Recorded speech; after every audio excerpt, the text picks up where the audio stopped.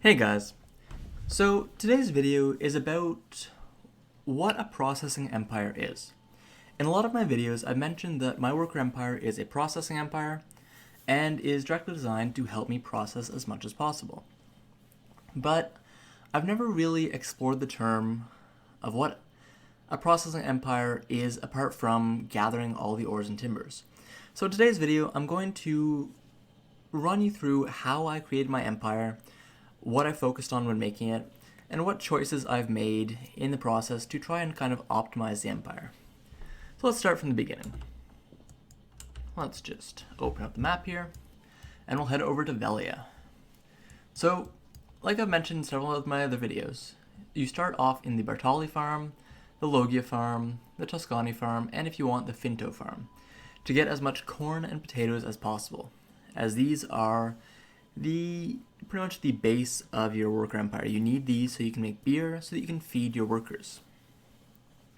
Once you have these down, you can kind of start expanding. Now, Velia's big problem is there's only 4 different places to get lodging in Velia. You've got these 3 rooms, so 1 extra worker, 3 extra workers, and I think the last one has 4 or 5 extra workers. Yep. So there's 5 extra workers from there. You have your original worker in Velia. And then if you head over to the Toscani farm, you can get another 2 extra workers there. So I haven't used that, but you can get it if you want. They're kind of hidden out of the way, so that's where they are. And with those, I expanded east, right? So I grabbed the coastal cave, went up to Awaz Hill, went over to Balanos Forest, and that was pretty much all the workers. 1, 2, 3, 4, 5, 6, 7. And I think I had an 8th worker at the time that I threw over into the Imp Cave. But that was pretty much the extent of what I could do. And with that, I was focusing on just building up as many processing materials as I could. The Coastal Cave has iron and copper ore. The Imp Cave over here has copper and copper ore, it's a double copper. Balanos Forest has ash timber. Awaz Hill, I didn't actually get the fortune teller mushroom at the time, I only grabbed the ash timber node. And I ignored the Goblin Cave for now, as I was going to expand into that once I got to Heidel. So, once I was done with Velia, and started to seriously start building my worker empire, I moved down to Heidel, as well as moved up to Alvia. So, with their free workers, I grabbed the Northern Heidel Quarry, and an extra worker so I could get the copper and iron ore from there. And over in Alvia, I invested up in the Termian Cliff, with the copper ore node. Later on, the Alvia workers, so Alvia's big advantage is that it's got a lot of lodgings in Alvia. If you go to Alvia and you search lodging, you can see there's a ton of lodgings available. Now it costs quite a bit of CP to unlock all these lodgings, but if you really need workers in Velia, using Alvia workers is pretty much the best way to do it. So what I did with the Alvia workers was I grabbed Termian Cliff, I threw some onto the Casta Farm node to grab the grapes, as that is a fairly useful fruit for making various cooking dishes. Grabbed Wolf Hills, which is another ash timber node. And I moved up to Coastal Cliff, ignored the fortune teller mushrooms again, because I don't care about fortune teller mushrooms.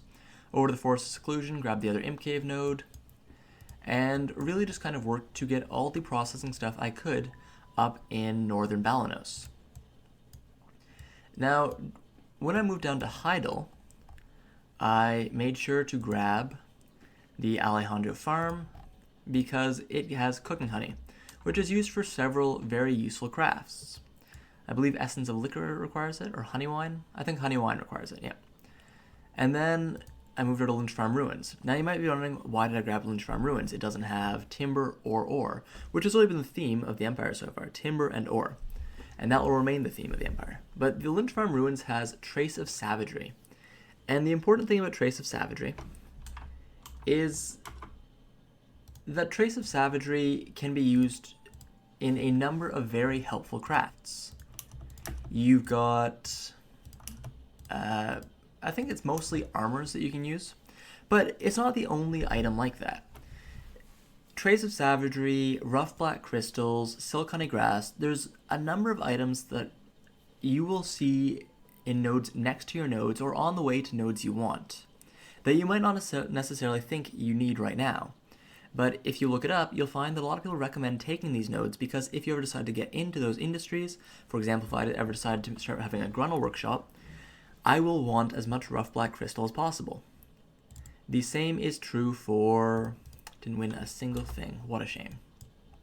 Same is true for the Trace of Savagery, for the Cooking Honey, and for the Silk Honey Grass. Silk Honey Grass I've got over at Coranda Ridge. It's not actually super important, but you use it to make herbal juice as well as precision crystals, both of which are fairly useful items, and so having a stock of Silk Honey Grass sitting over in Calpheon is better than not having a stock of Silk Honey Grass. But you can kind of ignore that one. So grabbing the Trace of Savagery over from the Lynch Farm Ruins is just a good idea because even with all the time I've spent playing the game and having a goblin worker on it, I still only just got just under 1,300 of them. And they're pretty hard to buy on the marketplace because not too many people actually sell theirs because they don't sell for very much money. Like if I sell all mine right now, I'd make just over 10 million, which is nothing. But if I use them to start a workshop empire, then they could make me quite a bit of money. So yes, my processing empire is tailored to get me processed goods, or goods to process rather, to turn into processed goods, but I don't ignore the items that are useful on the way to those processed goods. I grab both of those so I can get the Maple Timber and Red Tree Lump node over in the northern plain of Serendia. Now, you'll also notice that a number of my nodes I'll have alchemy materials, such as Silver Azalea or Fortune Teller Mushrooms. And the reason for this is later on in my worker empire, once I passed about 200 contribution points, I realized that there were less and less nodes available for me to give me timber and ore. However, a lot of my existing nodes had room for a worker and had an uninvested resource node already at the node. So because I am interested in starting alchemy one day, I invested in those nodes, and as a result, I've got 62,000 Silver Azalea and 22,000 Fortune Teller Mushrooms. Now, neither of those are impressive, but they were rather late in my empire that I finally added them, and I don't have my best workers on them. I've saved my best workers for the much better nodes for processing, such as timber nodes and various ore nodes. Nevertheless, you should grab them, but don't grab them right away. I would save them until once you've got the bare bones of the processing empire out of the way. So to recap so far, we started in Velia, we grabbed the potato and the corn nodes, then we grabbed the ore and timber nodes in the surrounding area, moved up to Olivia and started grabbing more timber and ore nodes until the entire Balanos region was occupied. Then we went over to Heidel, and in Heidel I grabbed as many ore and timber nodes as I could. So I grabbed Northern Heidel Quarry, Goblin Cave, went over to the northern plate of Serendia. I also grabbed some more processing nodes as well as some wheat nodes. So I grabbed wheat, which is great for making beer, as well as the essence of liquor. And I grabbed flax, which is a good processing material. Same with the Moretti plantation, pretty much just a mirror of the Costa farm. And this is the point where I started using the free workers in each town. So it's not a free worker, but each town that you can get workers at, any town with a storage, will give you one free lodging. You don't have to purchase it. You can just automatically hire your first worker in that town completely for free. And you should use this to your advantage as much as possible. Don't even wait as long as I did. Just purely as soon as you've got enough extra CP that you grab the good stuff around Velia, Olivia, and Heidel, start going to places like Glish, grab the Iron Ore and Rough Mud Crystal node in southern Cienaga. Over in Tarif, you can just grab the Cossula farm, which is just cotton, but cotton is great for power leveling and processing, so grabbing it's a good idea. We'll skip Alta Nova for now, because Alta Nova is a bit of a special situation.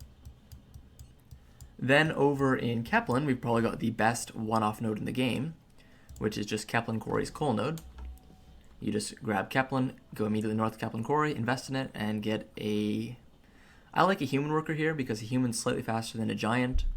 Goblin worker here is pretty much wasted unless you're online 24/7, because it is so close to Keplen that the worker moves between the node and works fast enough that a goblin's stamina is all used up very quickly.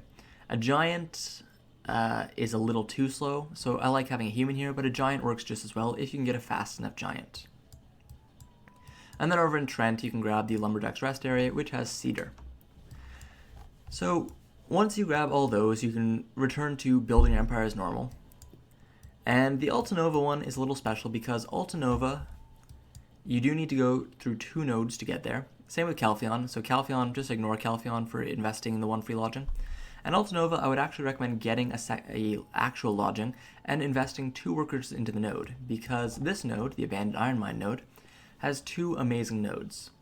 The Zinc Ore, Powder of Time, and Platinum Ore node is great because zinc ore is very rare and very useful. It can make you a lot of money through processing copper and zinc into brass.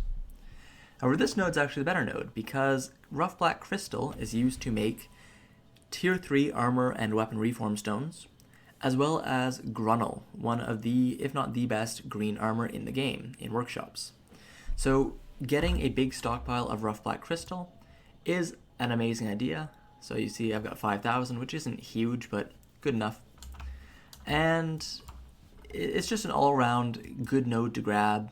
And if you need to spend, I want to say 3 points just to get the Abandoned Iron Mine, 3 contribution points, plus another contribution point or 2 for the Alta Nova entrance. Which means, since you're investing that much, invest in the extra contribution point to grab a lodging in Alta Nova, or even just buying a pearl lodging, so you can send a second worker over here to take full advantage of the node, is highly recommended. Anyways, once you've done that, you should finish expanding around Heidel, Alvia, and Velia. Just really finish off this core part of your empire. Link it all together so that you can move things between if you want. Otherwise, you don't really actually have to. But it's a good idea because you will be using Heidel and Alvia workers in this area around Velia due to the lack of Velia lodgings. Unless you have enough money to buy enough Pearl Shop lodgings, and you can only buy 3 in Velia, as well as the contribution points to get all the lodgings to send Velia workers to all of these places. And with how close Heidel and Alvia actually are, that's not actually a huge benefit to doing that. Alvia has a ton of lodgings, actually. Like if I just type that, I can just go up here. You can see that Alvia's main purpose really is just to grab all those nodes around Velia, because Alvia has like twice the lodgings as of Velia, even though Alvia itself has such a small amount of good nodes around it. You've got the Termian Cliff, which only has a single copper ore node. You've got the farm over here with olive node. You've got a grape node over in Casta Farm, a single ash timber node here, and then nothing over the Balanos River mouth or at the Alvia coast. So Alvia really, if you're getting lodgings here, it's so that you can send workers over to here to help out with the nodes near Velia. Specifically, the Coastal Cliff node, the Imp Cave node, the Forced Seclusion node, and, if needed, the Coastal Cave node. Now, Coastal Cave node is very close to Velia, but one of the nice things, if you are a little lower on money like I am, one of the little tricks I've done, is I don't have any copper ore coming into Velia. No copper ore at all. All my copper ore gets routed to Alvia or Heidel. So I've got 50,000 here, pretty much. And then if I go to Heidel, I've got a lot less because I've just processed it all into melted copper shards, but I don't have any copper ore going to Velia or any of the other mining byproducts, which saves me some storage space and lets me really make Velia into my main enhancing town, really. And if you've got the money or the contribution points to spare, then yes, it is more efficient to have the Coastal Cave use Velia workers, but it's just a copper and an iron node. While both are good to have, losing a little bit of efficiency for a single copper and iron node is not too big a concern with how plentiful they are, and having them route to Alvia to save storage space is something I like. It might not seem like I need to save storage space right now, actually, but that's because I only just bought the other day a plus 16 or plus 8 to storage for all my towns in Alvia. I got the Balanos, the Serendia, and the Calpheon package, which meant Alvia, Velia, Heidel, Glish, Calpheon, and Trent. So I'm just starting to retool my empire around the fact that I've got a bit more storage now, but I haven't finished doing that yet. So once you finish getting really the core of the empire done around here, that's when you can start expanding to other places that look good. For example, you've got the castle ruins over here, that I've got connected to Heidel. You got the Serendia Shrine that I've connected to Glish. If you go over to Medea, there's actually a number of good nodes. The first one that stands out is the Omar Lava Cave with zinc and platinum ore, as well as coal and rough ruby. These are both pretty good to have, and I would highly suggest, investing in them and sending some Terrific workers to them. Then there's also the Stonetail Wasteland. So the Stonetail Wasteland and the Medea Northern Highlands are a bit of... They're not the most efficient nodes to get to, but they are good to have if you plan on grinding at the Sassan Garrison. Because if you grind at the Sassan Garrison, you're generally going to want to connect it to your network. And doing so allows you to get pretty much the only Acacia node in Medea, up at Stonetail Wasteland, as well as a Maple Timber node over in Medea Northern Highlands. And if you want, you can also grab the White Cedar Timber node, but it's not actually necessary, and you can skip it. So if you plan to grind Sassans, it's a great idea to at least grab the Stonetail Wasteland node because Acacia Timber is the best material in the game to process. It has the highest profits in the game at 3 million silver an hour if you can process Acacia Timber for an hour. Unfortunately, it's such a rare material that, well, you're not going to have too much of it. I've only got 16,000 right now, and it's been at least a week or two since I last processed it. Apart from that, there's actually not too much else in Medea. You've got the Abandoned Iron Mine, you've got the Omar Lava Cave, and you've got some flax and other grain and alchemy nodes around here. So for example, there's cotton over at Coscula Farm, there's cotton over at the Otto Farm, there's flax at the Kamisilv Temple, but there's also aloe and big tiger mushrooms if you're really into those, but for a processing empire, you don't need them. Then after Medea, you can keep ignoring Calpheon. Calpheon, it's got some good nodes, but it requires quite a bit of contribution points to get to them. So to get out of Calpheon, you have to expand from the Dios farm up to the Northern Wheat Plantation, which is not its own city, but has some rather nice things. You've got a double wheat node, you have paprika if you need that for anything, and this lets you go over to Old Dandelion, one of the better nodes in the game. Karuta Cave, another really good node with tin ore and the rough red crystal, which is used in, I want to say, Taratus armor. I think it's Taratus armor. It might be something else. As well as Tier 1 armor and weapon reform stones. Can't actually remember.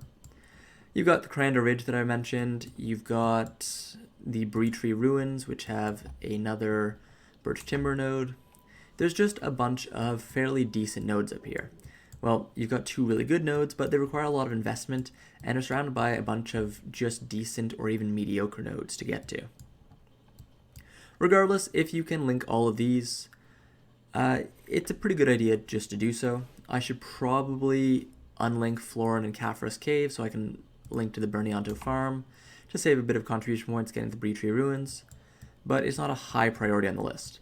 And honestly, Calpheon, I would not say is a great place processing wise. It's got some good stuff, but Trent definitely outshines it. Trent is, it's not the best place in the game, but it's pretty high up there for processors. As right off the bat, we have Cedar Timber, which comes in large quantities to Trent. I've got 6,000 because I just picked up like 30,000 of it a few weeks ago. Then you expand up to the Treant Forest, which has Fir Timber, which is even better than Cedar. Like Cedar, it's nice to process, but it's like the lowest, I think it's second or third lowest after Ash and Birch for silver made while processing per hour. Then you've got Fir Timber, which is one of the best to process. You've got tin ore at the Rutum Outstation. You've got more fur over at Foniel's Cabin. And finally, you've got more tin ore, and as well as powder of earth at the Bear Riverhead. There's just a bunch of really nice to have nodes around here. And tin is one of the best ores to have because, as you might have noticed around Veli and Heidel, copper ore is extremely abundant. So that's pretty much the story of a processing empire. There's always one or two things you'll want a lot more than other things, but they're fairly limited, which is why you want them. Copper ore is abundant. You're going to be overflowing with copper ore. Case in point, in fact, I've got 50,000 in Alvia, as well as 26,000 shards in Heidel. And unlike coal, you'll get a lot of coal, unlike iron, you'll get a lot of iron as well, but coal is not that difficult to get. It's always on the marketplace. You've got Kepler to get you a fairly decent supply of coal. You've got the Omar Lava Cave. There are supplies of coal if you want to get them. They offer fairly decent amounts of coal. And so to make steel, you're never really too pressed if you actually want to make it, because coal isn't hard to get.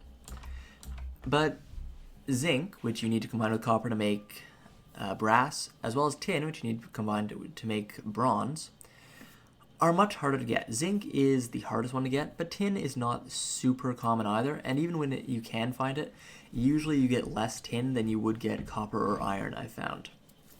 That might just be because there's like one tin node to every 3 copper nodes, but even so, tin is much harder to get than copper, and as such, prioritizing tin over copper is for sure the right move.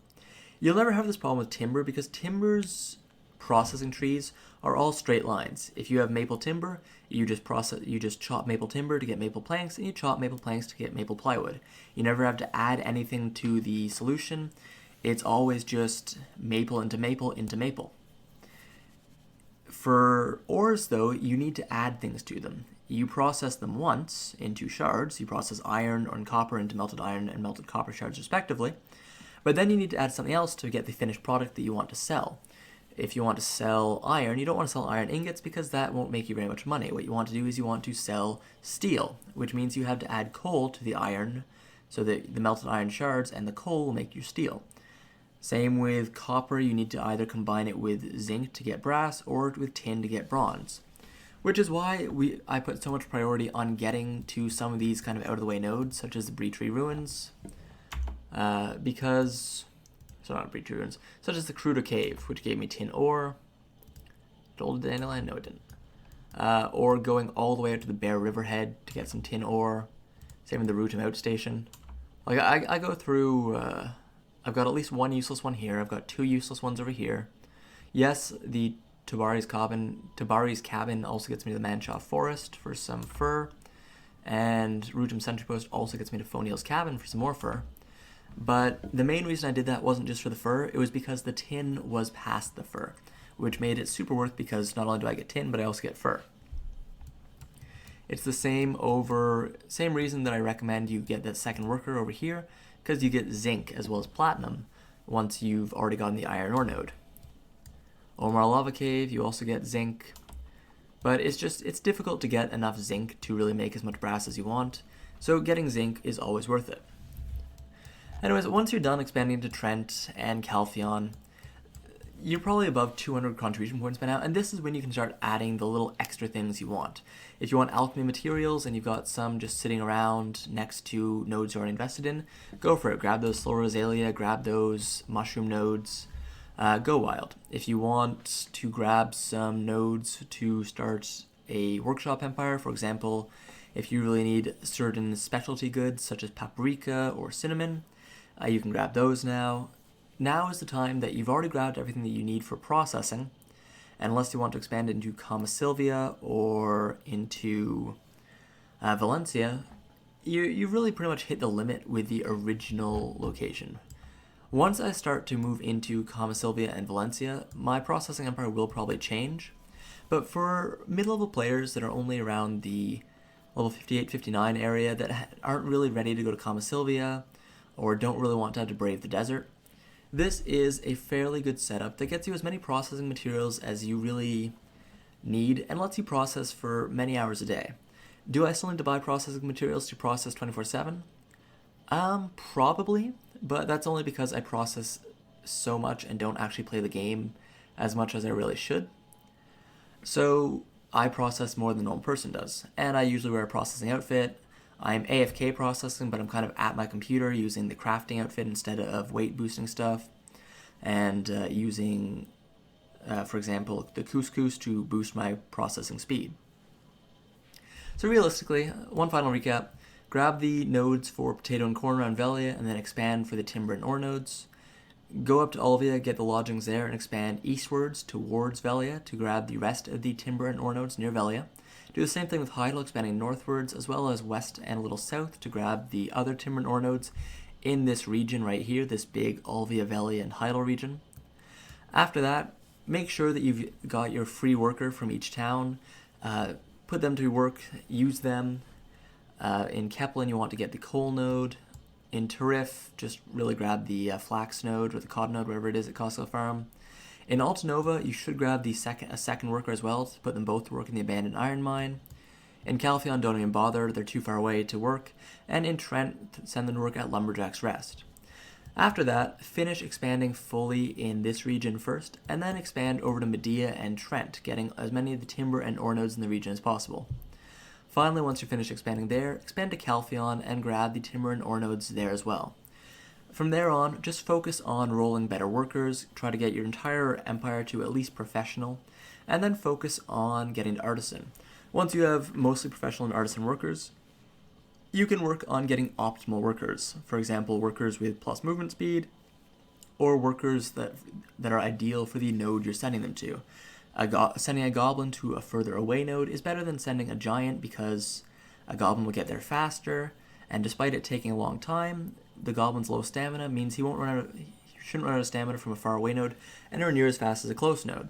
For closer nodes, humans and giants are probably better though, for example the Kepler node, because a goblin will run out of stamina in like 2 hours if you have artisan goblins, and unless you're actually at your computer every 2 hours and your sleep schedule is totally messed up, you probably don't want to have to deal with that. So grabbing humans and giants for closer nodes once you've got artisans and professionals and can really afford to put optimal workers in each nodes is for the best.